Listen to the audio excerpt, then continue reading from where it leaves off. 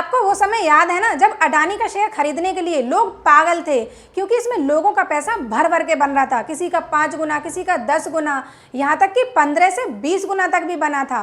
फिर आई hidden work की report. उसके बाद जो हुआ ये किसी से नहीं छुपा। अडानी का शेयर इस तरह टूटा, इतनी बुरी गिरावट आई कि लोगों का अच्छा खासा प्रॉफिट लॉस में कन्वर्ट हो गया। मार्केट में ऐसा डर का माहौल आ गया था कि इन्वेस्टर्स का कहना था किसी भी कंपनी का शेयर खरीद लेंगे, पर अडानी का तो नहीं। लेकिन अब लग रहा है पुराने दिन वापस आने वाले हैं। अडानी ग्रुप कुछ ऐसे डेवलपमेंट करने जा रहा है, कुछ ऐसे टारगेट लिए हैं जिसकी वजह से इन्वेस्टर का बाइंग इंटरेस्ट दोबारा से आ सकता है। इस वीडियो में हम अडानी ग्रुप की 3 कंपनियों के बारे में बात करेंगे। पहला अडानी ग्रीन एनर्जी, दूसरा अडानी पावर, तीसरा अडानी एनर्जी सॉल्यूशंस। तो चलिए, मैं राखी शर्मा आप सबका स्वागत करती हूँ हमारे इस यूट्यूब चैनल पर। डिस्क्लेमर आपको पता ही है, अगर आपको इन तीनों कंपनियों में से किसी में भी इन्वेस्ट करना है तो अपने फाइनेंशियल एडवाइजर से सलाह जरूर ले लेना। और एक चीज़ के लिए सॉरी, कभी मैं अडानी बोलती हूँ, कभी अडानी। तो इस अडानी कन्फ्यूजन के साथ इस वीडियो की शुरुआत करते हैं। अडानी ग्रुप का $60 बिलियन का मेगा इन्वेस्टमेंट प्लान है पावर सेक्टर में, मतलब 5 लाख करोड़ का। ये इन्वेस्टमेंट प्लान 3 पिलर्स में डिवाइड है। पहला रिन्यूएबल, दूसरा ट्रांसमिशन एंड डिस्ट्रीब्यूशन, तीसरा थर्मल पावर। ये इन्वेस्टमेंट प्लान 2032 तक इम्प्लीमेंट होगा और अगर सब कुछ सही रहा तो इससे इंडिया के एनर्जी लैंडस्केप में एक मैसिव ट्रांसफॉर्मेशन देखने को मिलेगा। सबसे पहले बात करते हैं रिन्यूएबल की, मतलब अडानी ग्रीन एनर्जी की, जो इस सेगमेंट में इंडिया का लीडिंग प्लेयर है, जिसकी करंट कैपेसिटी 14.2 गीगावाट है, जिसमें से 10.1 गीगावाट सोलर पावर से, 1.9 गीगावाट विंड पावर से, 2.2 गीगावाट हाइब्रिड पावर से। और पता है फाइनेंशियल ईयर 2030 तक कितने का टारगेट लेके बैठी है?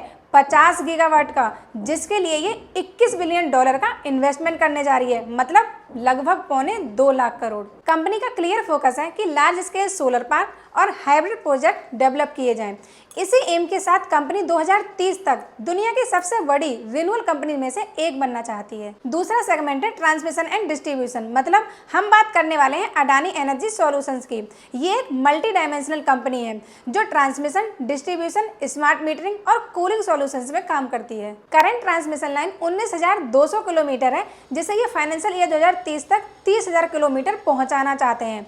इसके लिए $17 बिलियन का इन्वेस्टमेंट कर रहे हैं, लगभग 1.5 लाख करोड़।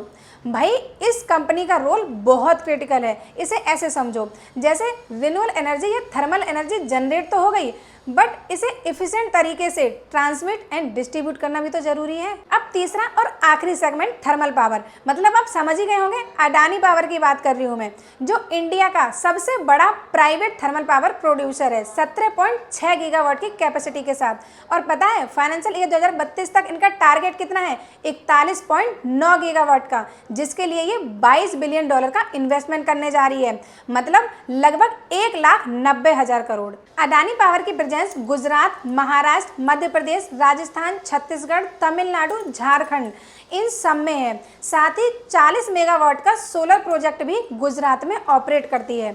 देखो भाई, कंपनी का साफ कहना है आने वाला समय रिन्यूएबल एनर्जी का ही है, बट अभी भी इंडिया के लिए कोल ही बैकबोन है। भाई देखो, इन तीनों कंपनियों के प्लान्स तो हमने देख लिए। अब बात कर लेते हैं कि ब्रोकरेज फर्म आईसीआईसीआई सिक्योरिटी ने इनके शेयर प्राइस का क्या टारगेट दिया है। तो अडानी ग्रीन एनर्जी का 1230 रुपये, अडानी एनर्जी सॉल्यूशंस का 1127 रुपये और अडानी पावर का 669 रुपये। अडानी ग्रुप ने एक और इम्पोर्टेंट बात बताई कि इंडिया के पावर सेक्टर में बहुत बड़ी अपॉर्चुनिटी है, क्योंकि इंडिया दुनिया के फास्टेस्ट ग्रोइंग इलेक्ट्रिसिटी मार्केट में से एक है, 475 गीगावाट की कैपेसिटी के साथ, जो कि फाइनेंशियल ईयर 2032 तक 1000 गीगावाट तक पहुंच जाएगी। इसमें इन्वेस्टमेंट अपॉर्चुनिटी $500 मिलियन की है, जिसमें रिन्यूएबल एनर्जी में $300 बिलियन, थर्मल पावर में $91 बिलियन, ट्रांसमिशन नेटवर्क में $110 बिलियन। तो भाई इन दी एंड आपको समझ में आ गया होगा कि इंडिया के पावर सेक्टर में बहुत अपॉर्चुनिटी है, सिर्फ अडानी या अंबानी के लिए नहीं, हमारे लिए भी। तो अगर आपको इस सेक्टर की किसी और कंपनी में भी वीडियो चाहिए तो कमेंट सेक्शन में जरूर बताएं और इस वीडियो को ज़्यादा से ज़्यादा शेयर करें।